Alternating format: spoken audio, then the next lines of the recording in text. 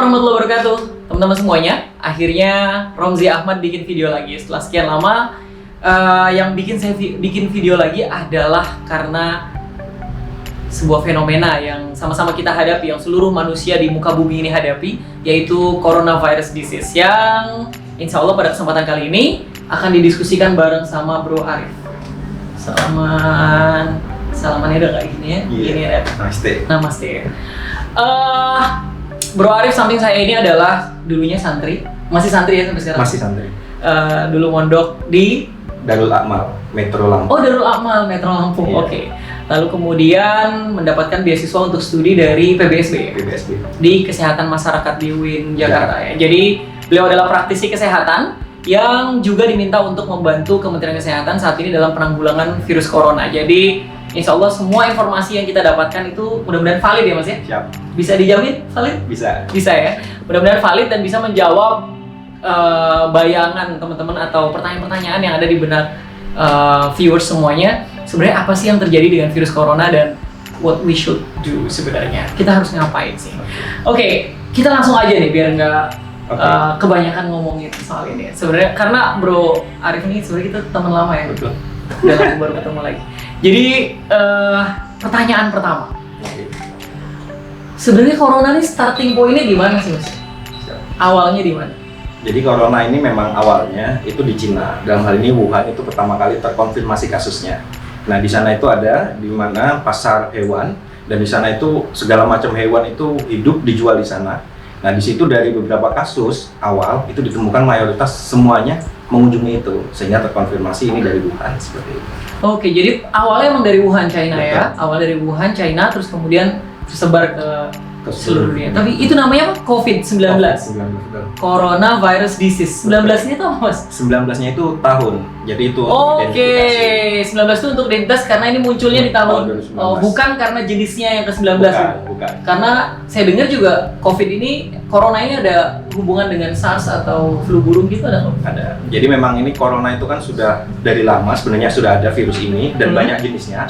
Dan yang sering dikenal orang itu kan yang SARS sama MERS, dan ini yang itu corona juga? Sama corona juga. Oke, berarti SARS itu corona juga. Corona juga. Nah, ini corona ini baru, dilihat baru itu adalah dari bentuknya. Kayak gitu. Nah, ini kenapa namanya nCoV-19 kan? Novel coronavirus 19. Nah, kalau kita orang Jawa atau orang Indonesia itu biasanya itu jenang merah ya. Akhirnya WHO menetapkan namanya bukan nCoV-19 tapi COVID-19. Coronavirus disease di tahun 2019 karena ditemukannya di 2019. Betul.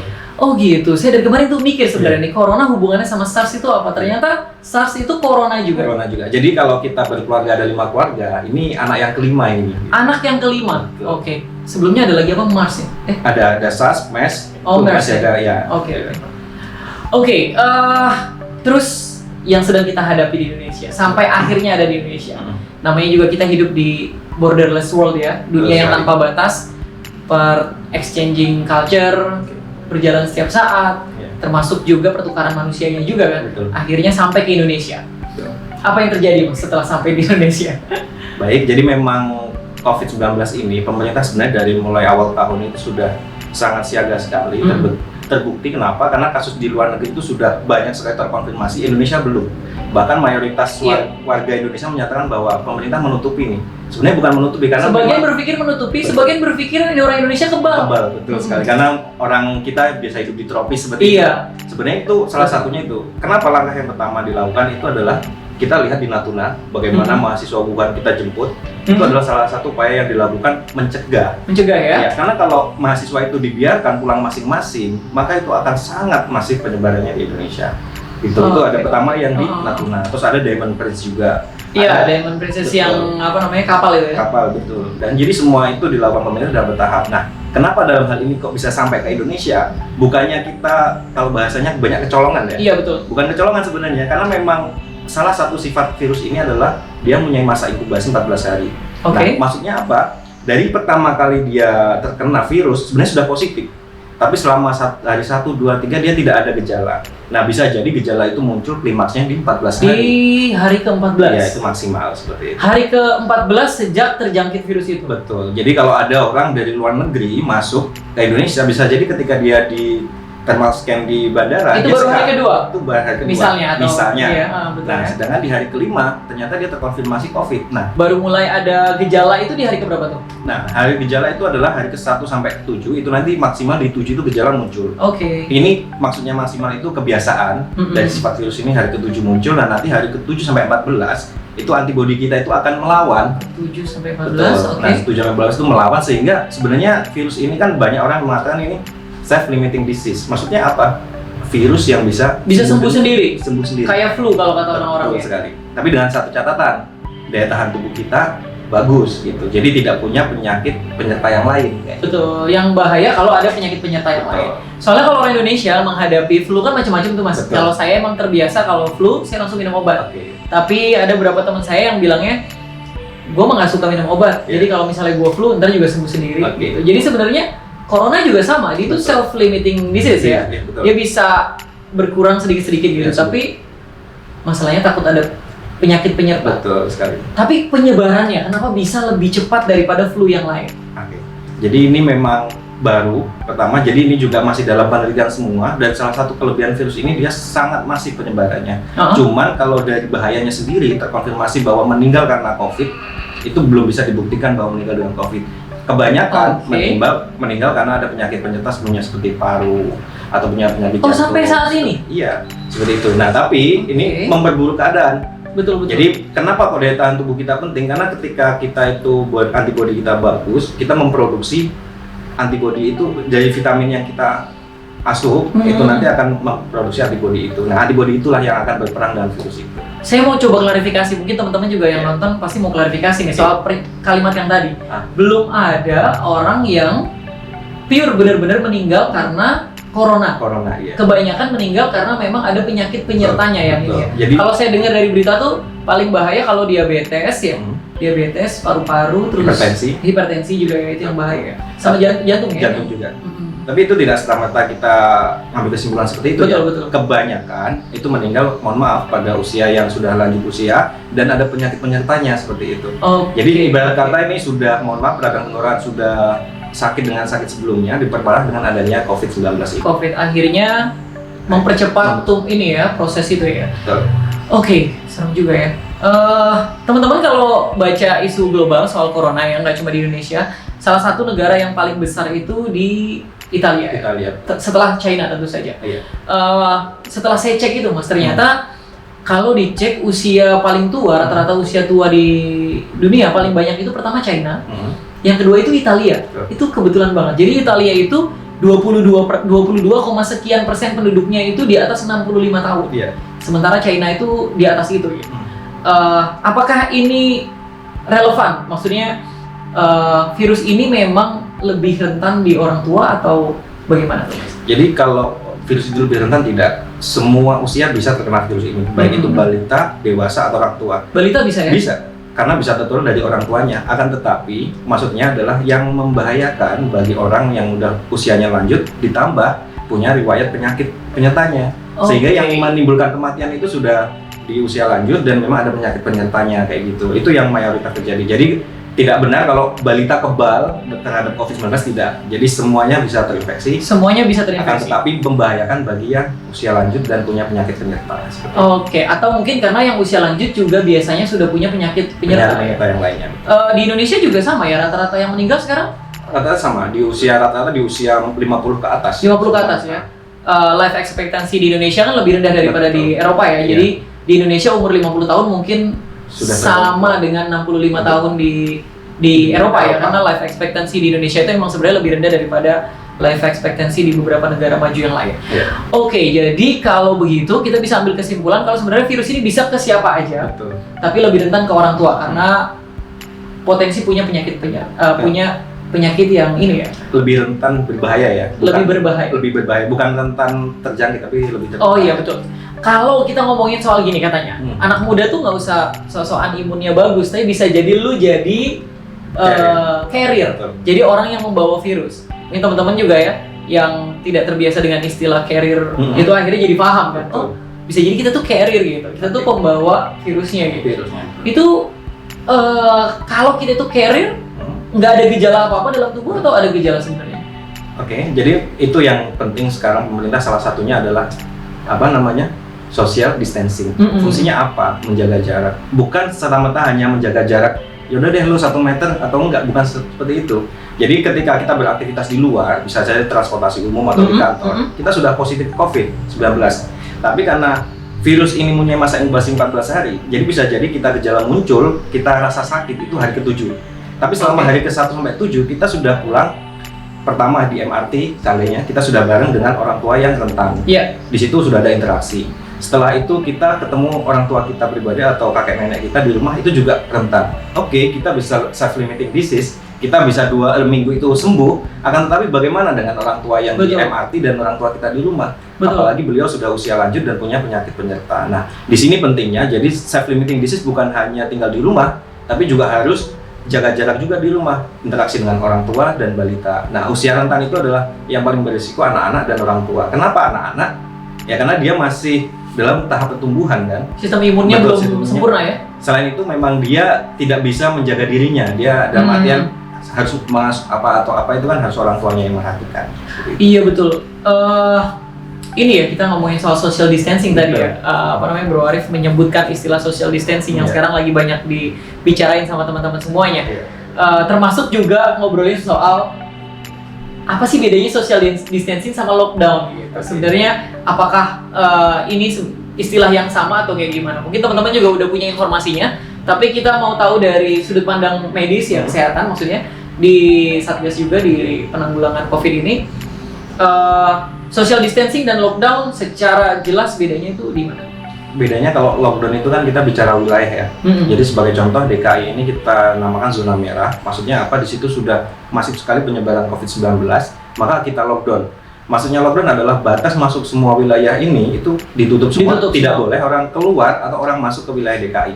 Itu tapi lockdown. Bisa aktivitas nggak kalau lockdown? Aktivitas boleh, tapi aktivitas itu ditambah dengan social distancing.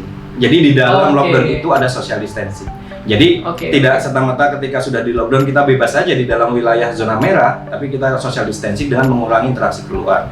Jadi mengapa sekarang pemerintah menghimbau kalau tidak penting banget nggak usah keluar, kalau tidak urgent banget nggak usah ke fasilitas kesehatan. Kenapa? Bisa jadi kita bawa anak kita ke fasilitas kesehatan sembuh nih, tapi pulang dari vaskes malah sakit karena memang bersentuhan misalnya virus. Jadi di situ social distancing dan lockdown itu sangat berbeda seperti itu. Nah sekarang opsinya yang diterapkan adalah social distancing ini yang harus dimasifkan seperti itu. Iya. Terus problemnya juga banyak banget orang Indonesia yang bilang lu lebay gitu ya, karena social distancing itu sampai nggak mau salaman, nggak mau apa. Tapi sebenarnya memang itu perlu banget ya. Memang kita harus lebay di saat-saat ini, momen ini harus lebay. Jadi buat teman-teman yang masih ragu untuk social distancing ya, jaga jarak dulu, LDR dulu sama pasangannya gitu ya. Sama keluarga mertua LDR dulu gitu. Ada pertanyaan lagi nih yang saya mau ajuin ke Bro Arif. Itu terkait dengan hitungan ke depan gimana? Ini kan pasti teman-teman yang nonton khawatirnya, gila nih ke depan gimana, gue mudik gimana gitu kan. Nih bakalan puncaknya di kapan, karena tiba-tiba pemerintah menyebutkan sampai tanggal 29 Mei katanya. Berarti kan itu udah lebaran ya? Sudah lebaran, tapi ada informasi juga katanya di bulan puasa puncaknya. Tapi sebenarnya kalau bacaan dari teman-teman sendiri gimana? Sebelum masuk ke situ saya ingin menambahkan informasi pentingnya social distancing itu. Kenapa kita tidak salaman, kenapa kita tidak erat? Karena penularan itu sangat rentan lewat tangan, seperti itu. Maksudnya apa? Memang ini infeksi saluran nafas, tapi untuk sampai ke sini adalah melalui tangan. Melalui tangan. Betul. Nah, beberapa jurnal mengatakan bahwa virus ini hidup di rentan waktu 3-4 hari di luar. Jadi bisa saja di plastik atau di kayu. 3-4 hari. Betul. Itu rata-rata ya. Bisa 9 jam. Bisa sampai 8 hari. Itu sudah kan ini selalu jalan terus. Mutasi itu juga mungkin ya. Mungkin virusnya yang mutasi atau baru ditemukan. Informasinya mutakhir ya. Nah, kenapa? Sehingga dianjurkan ketika kita habis aktivitas, kita harus ke rumah, itu harus cuci tangan terus dengan menggunakan sabun, dan cuci tangan tidak hanya cuci tangan, tapi harus sesuai dengan standar WHO, yaitu dengan 6 langkah. 6 langkah cuci tangan yang itu harus dilakukan. Nah, yang videonya udah dibikin sama teman-teman CSS Muraya sama BSB ya. Ntar videonya saya cantumin di link bawah itu. Jadi itu pentingnya kenapa ini pintu masuknya. Jadi pintu masuk ini kita kurangin sehingga kita bisa terhindar dari COVID ini. Nah, lihat dari prediksi ke depan itu dari ahli ITB yang saya baca tadi itu mengatakan bahwa puncaknya itu di akhir Maret sampai di pertengahan April. Akhir Maret sampai pertengahan April. Nah, ini angkanya, ini dilihat dari kesiapan pemerintah, dilihat dari pertumbuhan ini sekitar angkanya 8.000 kasus positif. Itu yang diprediksi. 8.000. Sekarang 309 ya, 309. Berarti sekarang itu masih jauh di bawah potensi puncaknya ya? Nah, untuk merespon itu berarti kita bisa nahan dong Mas sebenarnya? Sebenarnya ini bisa ditahan, akan tetapi kita harus perbanyak yang namanya rumah sakit rujukan dan juga lab.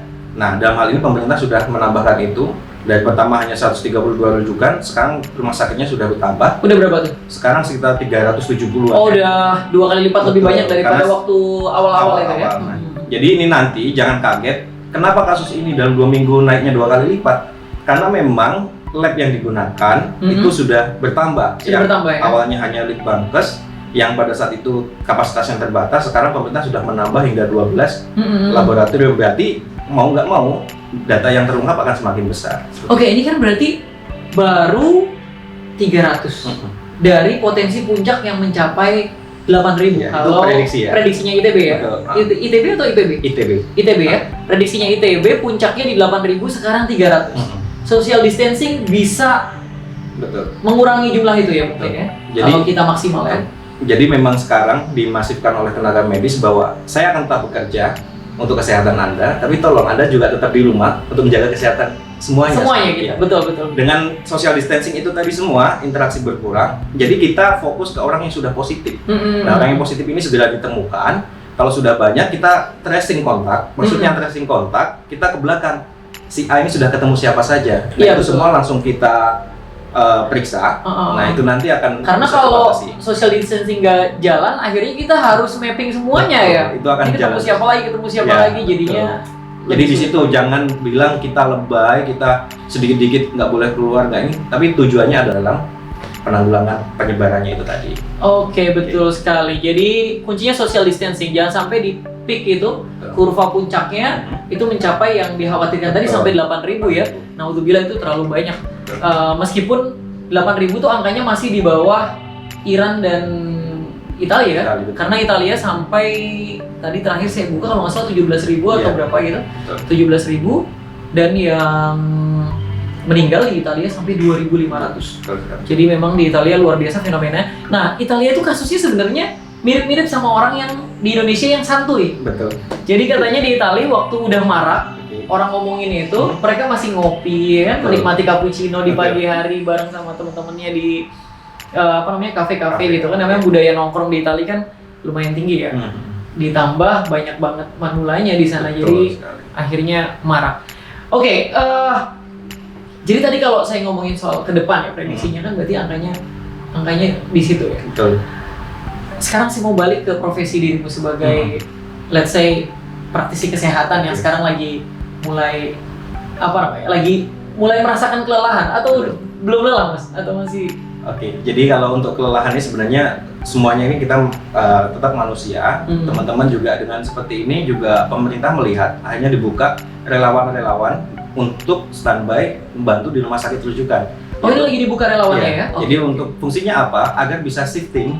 Jadi biar teman-teman yang berjibaku di depan itu tidak terlalu kelelahan karena memang sudah banyak juga tenaga medis yang memang positif COVID-19. Iya, karena ini bisa jadi akan banyak ya. Misalnya gini, rata-rata di satu rumah sakit itu ada berapa perawat? Kalau misalnya rumah sakit itu dijadikan sebagai rumah sakit rujukan, tentu saja kasus yang datang akan jadi semakin banyak. Betul. Jadi ini sekaligus panggilan lah ya buat teman-teman semuanya yang bidang kesehatan. Betul. Yang bisa ikut ke siapa aja tuh? Farmasi bisa? Bisa, farmasi bisa, perawat bisa, kesehatan masyarakat juga bisa. Yang paling penting dari teman-teman kesehatan ini semua, itu jangan berpikir bahwa pencegahan itu tidak penting. Justru dengan social distancing ini adalah fungsi kita untuk mencegah penyebaran ini. Nah, itu yang harus dilakukan teman-teman kesehatan dalam bidang terutama kesehatan masyarakat. Ini harus kita galakkan. Promosinya digalakan. Ya, jadi informasi-informasi tentang COVID-19 harus sampai ke desa-desa dan tingkat kewaspadaan orang-orang itu harus meningkat seperti itu. Jadi jangan hanya melihat di media sosial atau melihat di media mainstream, tapi ya harus tahu apa itu COVID-19 dan apa yang harus dilakukan. Dan memang kadang kita gini ya, kita kan kalau nonton berita kita melihat orang lain Mas kesannya. Betul. Secara mentalitas kita tuh kalau kita lagi ngeliat berita kita lagi nonton orang lain. Sebenarnya kalau kasus corona kita lagi mengawasi diri kita sendiri ya. Betul. Karena bisa jadi virus itu ada di sekitar kita, bisa jadi di uang yang kita pakai untuk belanja, pertukarannya sampai ke kita kemana. Jadi memang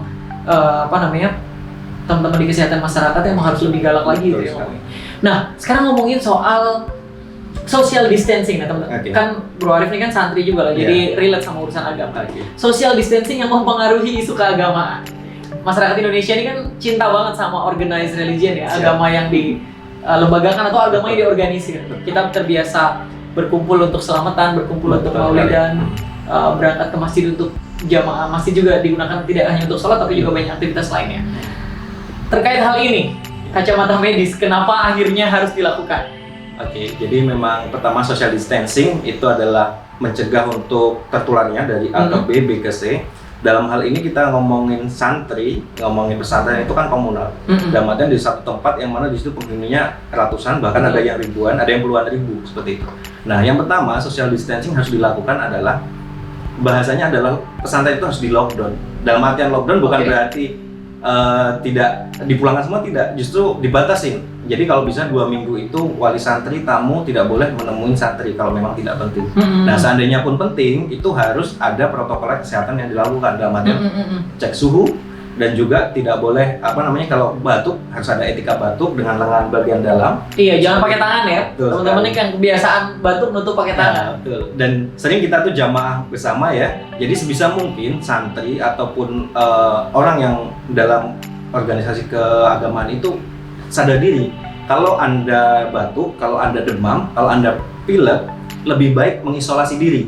Bisa di ruang pos kesehatan pesantren atau di paskes terdekat. Kenapa? Kalau dari pribadi kita yang sakit menahan diri, maka insya Allah yang sembuh-sembuh ini akan aman. Iya. Tapi kalau kita nggak aware bahwa oke lah saya cuma batuk pilek, kita ikut jamaah, kita makan, mohon maaf, kita makan bersama sering sekali santri. Akhirnya kena yang lain seperti itu. Nah, jadi itu yang paling penting, dua hal itu. Pintu keluar masuk harus dibatasi. Kenapa? Sampai satu pun yang kena di pesantren itu bakal menular semuanya. Dan yang kedua, yang sakit itu harus sadar diri bahwa dia harus mengisolasi dirinya. Dan dalam hal ini contoh hari Jumat kan biasa kita sholat Jumat kayak gitu. Nah, melihat himbauan pemerintah 2 minggu ke depan kita tidak melakukan sholat Jumat. Setuju atau tidak setuju? Saya pribadi setuju. Jadi dari kacamata kesehatan itu adalah salah satu social distancing. Kalau dari kacamata keagamaan bahwa mohon maaf ya, dengan hujan yang deras itu pun jadi udzur syar'i. Iya, udzur syar'i. Tidak sholat Jumat tidak ada masalah. Ya, apalagi ini Covid yang penularannya sangat bahaya apabila buat orang-orang yang sangat rentan. Betul. Jadi memang perjumpaan sosial itu sangat mungkin menularkan virus. Jadi kuncinya adalah di social distancing. Oke, jadi itu kira-kira pertanyaan yang ada di benak saya. Mungkin masih banyak pertanyaan dari teman-teman. Jadi setelah nonton video ini, kita akan kolektifin lagi, kita akan kolek lagi pertanyaan-pertanyaan dari teman-teman dan kita akan bikin interview yang kedua nanti sama Bro Arif karena kebetulan saya work from home dan Kementerian Kesehatan sangat dekat dari rumah saya. Jadi 2-3 hari lagi deh kita mudah-mudahan bisa bikin video lagi. Jadi teman-teman yang lagi nonton bisa DM, bisa langsung tulis di kolom komentar pertanyaan yang sebenarnya paling mengganggu di benak teman-teman itu sebenarnya apa sih? Jadi nanti biar kita diskusikan lebih jauh lagi. Terima kasih bro. Jadi salaman lagi. Salam lagi. Bukan saya tidak menghormati. Kuncinya berarti tadi di social distancing dan kita aware sama diri kita sendiri. Kalau udah ngerasa batuk-batuk, jangan kemudian ngambil keputusan buat ntar juga sembuh sendiri lah. Melanjutkan perjumpaan sosial dengan orang-orang yang lain, tapi lebih baik self isolation. Itu ya kayak cupang nih. Betul. Sendirian isolasi, nggak akan tertular. Betul. Terima kasih banyak Bro Arif sekali lagi. Terima kasih banyak juga buat teman-teman yang nonton. Jangan lupa subscribe, nggak tahu ini bakal diposting di mana. Subscribe aja dulu dan sampai jumpa di video berikutnya. Assalamualaikum warahmatullahi wabarakatuh.